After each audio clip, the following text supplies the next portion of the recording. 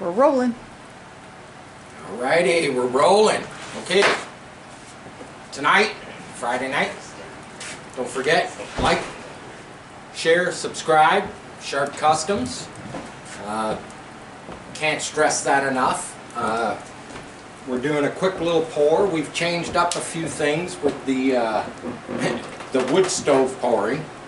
I'd just like to make a quick little note. Most of the things that I do pouring are not credible to structure, so yes, the aluminum is just scrap aluminum. I'm just making it for my hobby stuff. Maybe down the road we're going to try some new stuff, maybe with some lost wax processes, maybe some lost foam process, and I know a lot of people disagree with that because they think it's all about pollution, pollution, pollution, and it's like the little bit that I do, it burns off so fast. It's no different than having a campfire in your backyard. So we are ready. I just put the thermal gun on the crucible. We're ready to pour. We're going to pour, and then I'll show you what I'm pouring. And yes, these are the wrong tongs for the job. Just have to put the death grip on it. We got to watch our little steel die. I have a plaster of Paris core in the middle that's been drying for quite a few days. The first one I did, I had some bubbling. It wasn't a very good pour.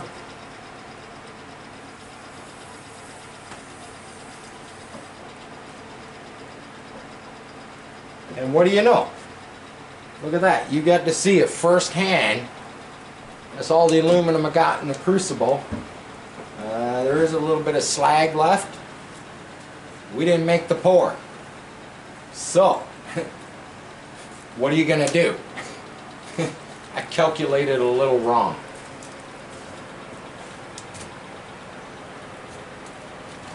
So,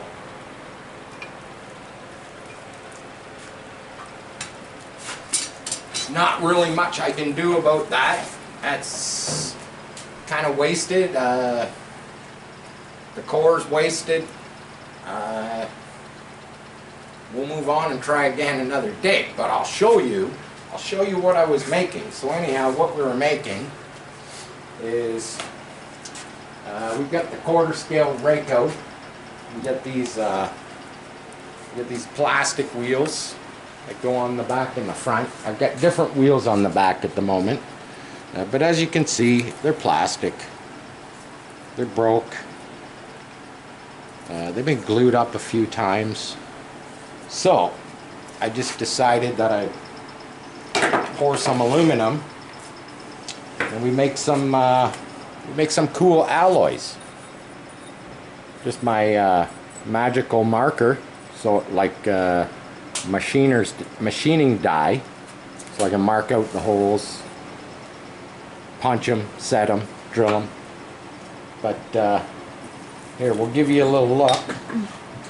So there, we got the crapply plastic on the tire. Get rid of that. We'll put the aluminum. Look at that. I don't care, that's a bitchin' looking wheel. They're two-piece wheels. There you go. They do fit together. Once I put the foam inserts and the bead locker back in, I kind of hope they'll look nice. They're a little bit heavier than plastic, but I'm gonna make them for the front too. Just one of the little projects going on here. I also started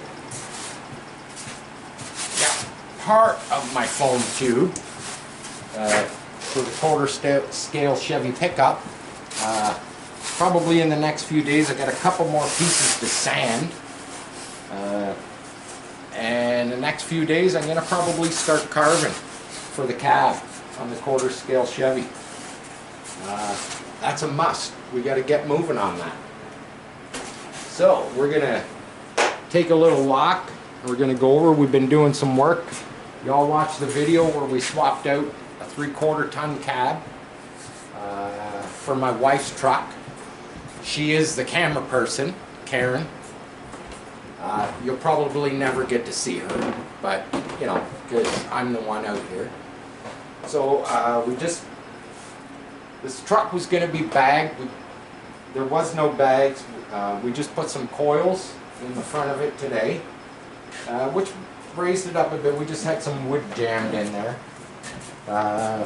We've made this piece, which is utilized as part of the original rad saddle. But basically this holds the whole front end of the truck, holds the fenders, the rad, you know, the grill. Just needs a little bit of a paint job, like the rest of the truck, you know, because it's rusty. We got our little piece that I showed. We got our little piece welded in. We got all the flanges welded in, reconstructed. We still got some work on the inside. This project has to go outside for a day or two. So we put the steering in. We got a steering column in. We made new brackets for the steering column. It's probably dark inside the cab, so you won't really be able to see them. It's good and strong. I'm shaking the whole truck with the steering wheel. We were going to put a tilt column in, but the tilt column had some issues, so we just went with a straight column. I think it will be just fine. We're just starting to get things together. We still got the piece in the bottom corner of the door to fix. That'll be next. We still got some issues right here in the A pillar. We still got some holes. We'll just cut this out. We'll just make a whole new L-shaped bracket to go right up this A pillar. We'll cut all this garbage out.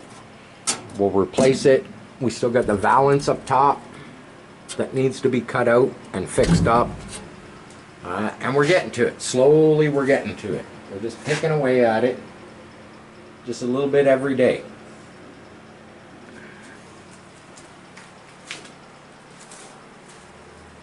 And then when we're done this corner, we'll move on to that corner, where you can see that there is a little bit of rust.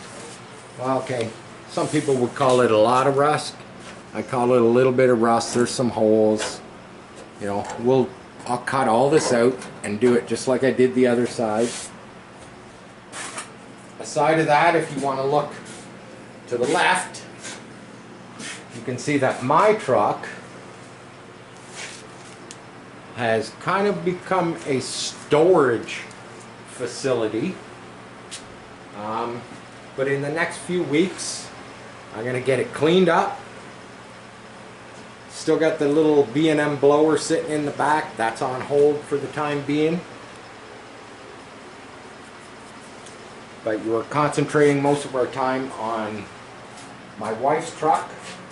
We got the American racing wheels on the front now without the adapters. We still got to install the shocks. The steering works great. Hopefully in the next week or two we should make some real good progress now that we've got the cab sitting on there and we're doing a little bit of sheet metal work that needs to be done. We'll get the back fenders on the box. The box needs to be a little bit modified. The axle actually needs to be moved ahead 2 inches. This is just the way we got it when we bought it. It does have a 4-link, 9-inch Ford rear end in the back.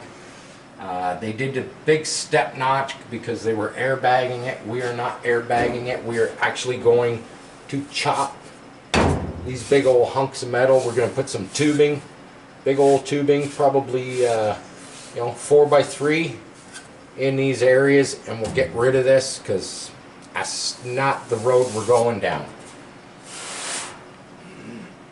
This is going to be an everyday driver for all seasons. It is going to be a 50s everyday user. It's going to be a low budget build. We're going to try and keep this in around $5,000 to $6,000 build. And yeah, that's the plan. You know, we have the semi show truck and we've got the everyday driver truck, and that's kind of the plan. But you know, we have to do other projects to fund these projects, so therefore we're constantly moving them in and out of the garage. And right now we're kind of in a little bit of a down period because everybody's hot rods or other cars, they're in storage. So all the upcoming projects are stored away for the winter. Not much of a winter here in Ontario, Canada, but you know what? I'm not complaining. So there you have it. You know, the next month or two, we're going to probably have a lot of other projects coming in that you'll get to see. Mild to wild, that's all I can say. You know, that's our time for this video. We'll see you later. Later.